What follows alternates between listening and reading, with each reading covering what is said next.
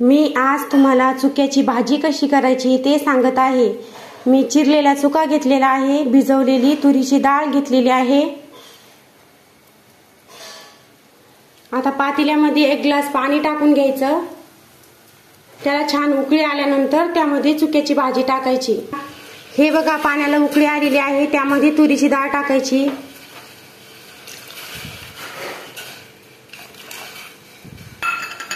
तुरीची डाळ थोडीशी होऊ द्यायची।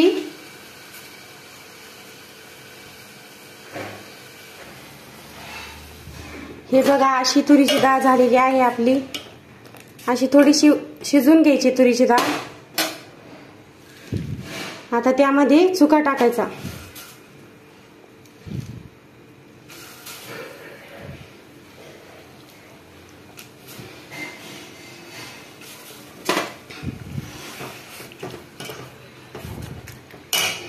चुक्याला पण छान शिजवून घ्यायचं। हे बघा आपला छान चुका शिजलेला आहे। यामध्ये बेसन पीठ टाकून घ्यायचं।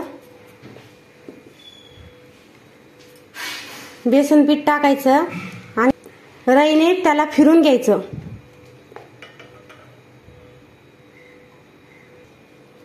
हे बघा छान मी त्याला रईने फिरून घेतलेला आहे। आता ह्या भाजीला फोडणी टाकायची। हिरवी मिरचीची पेस्ट आणि लसूण पेस्ट छान कुटून घ्यायची। हे बघा मी छान कुटून घेतलेली आहे हिरवी मिरचीची लसणाची पेस्ट। पातेल्यामध्ये तेल टाकलेलं आहे, मोहरी टाकायची। बघा मोहरी छान झालेली आहे। लसूण आणि मिरचीची पेस्ट टाकायची।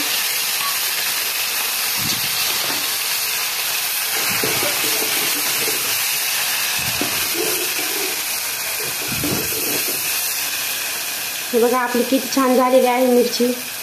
आता भाजी टाकायची हाटलेली।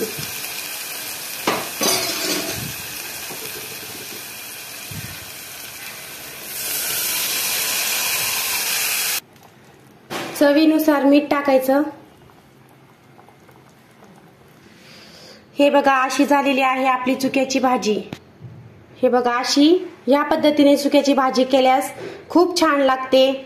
एक वेळा नक्की ट्राय करा। लाईक करा, सबस्क्राईब करा।